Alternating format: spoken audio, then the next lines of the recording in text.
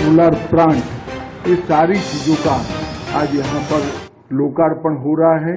मुझे विश्वास है इससे यहाँ पर जो जवान ड्यूटी कर रहे हैं उनकी सुविधाओं में निश्चित रूप से बढ़ोतरी होगी और उनका कष्ट कुछ मात्रा में तो कम हो पाएगा।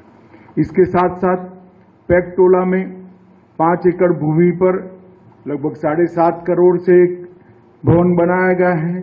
बेरिया में 4.5 करोड़ के लागत से भवन बनाए हैं और अररिया के बतनाहा में लगभग 3.5 करोड़ की लागत से भवन बना है और राजनीगंज में भी 3.25 करोड़ लागत से ये भवन बना है।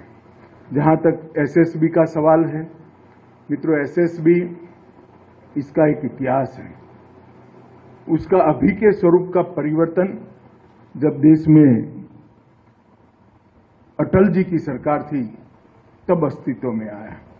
पहले सीमाओं के लोगों के से संपर्क, गांवों के इतिहास और उनकी संस्कृति का डॉक्यूमेंटेशन और उनके साथ एकात्म भाव से काम करना ये ड्यूटी थी।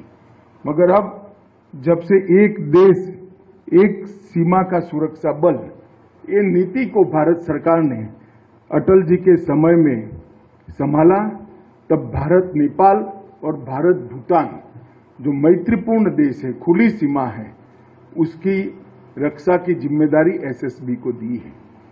एक दृष्टि से दिल्ली में बैठकर सोचते हैं तो लगता है सभी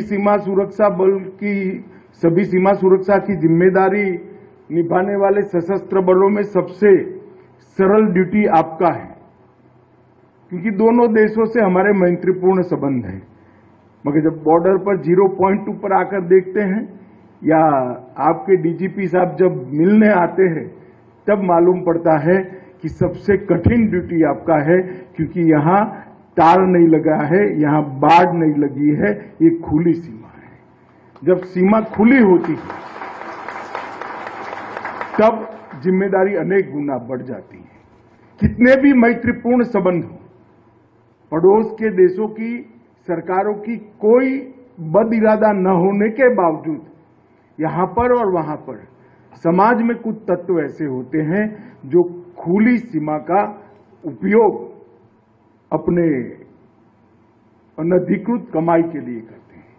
चाहे स्मगलिंग हो, चाहे पशु तस्करी हो, चाहे घुसपैठ हो, बांग्लादेश से होकर, नेपाल से होकर यहां पर भी घुसपैठ होती है।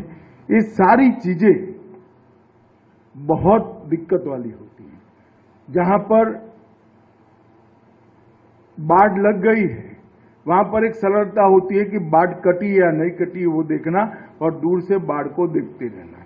मगर जहां बाढ़ ही नहीं है वहां कितनी भी घस लगा दो, आपके जाने के बाद कोई आता है तो ये मैनेज करना बहुत दिक्कत होती है। उस वक्त हमारे गांव में रिश्ते, गांव में हमारी सूचनाओं की व्यवस्था, गांव के लोगों के साथ हमारी सेवा के माध्यम से संपर्क, यही सारी चीजें सीमाओं को सुरक्षित कर सकती है।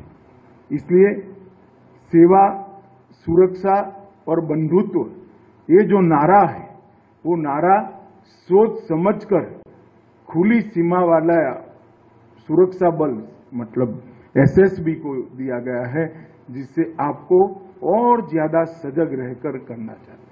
मैं जब आज बिहार में आया हूं तब बिहार और झारखंड, अब तो खैर वामपंथी उग्रवाद वहां समाप्ति के आरे पर है, मगर जब चरम सीमा पर था तब एसएसबी के जवानों ने वामपंथी उग्रवाद के खिलाफ लड़ने के लिए भी बहुत बड़ा योगदान दिया है। इसको देश कभी भूल नहीं पाएगा। एसएसबी के जवानों ने देश के पूर्वी क्षेत्र में जो नक्सलवाद फैला था उसके खिलाफ अनेक बलिदान देकर एक कठोर लड़ाई लड़ने का काम किया है और इसी का सुफल आज ये है कि आज बिहार और झारखंड के क्षेत्र में लगभग नक्सलवाद समाप्त होने के कगार पर आया है। कह भी सकते हैं कि समाप्त हो चुका है। पूरा पहाड़ हो, जंगल हो, दोनों जंगलों में आज हमारी सीआरपीएफ की एक प्रकार से वर्चस्व स्थापित होने का काम समाप्त कर दिया गया है और इसमें एसएसबी के योगदान को पूरा देश हमेशा ध्यान में रखेगा। मित्रों, जब खुली सीमा होती है, जहां तारबंदी नहीं होती है, वहां पर टेक्नोलॉजी का उपयोग बहुत महत्वपूर्ण हो जाता है। चाहे सीसीटीवी हो, चाहे ड्रोन हो, अनेक प्रकार की टेक्निक को अपनाकर सीमाओं की सुरक्षा को सुनिश्चित करना चाहिए। सुजोय लाल के नेतृत्व में जो अधिकारी हैं, वो सभी को मैं कहना चाहूंगा कि बीएसएफ और बाकी सशस्त्र बलों की गुड प्रैक्टिसेस का एक्सचेंज कर एसएसबी ने भी टेक्नोलॉजी को अपनाना चाहिए। जब सीमाएं खुली होती है, तब टेक्नोलॉजी सीमा को सुरक्षित करने का एक बहुत बड़ा माध्यम बन सकती है। तो एसएसबी ने इस दिशा में आगे बढ़ना चाहिए। मैं एसएसबी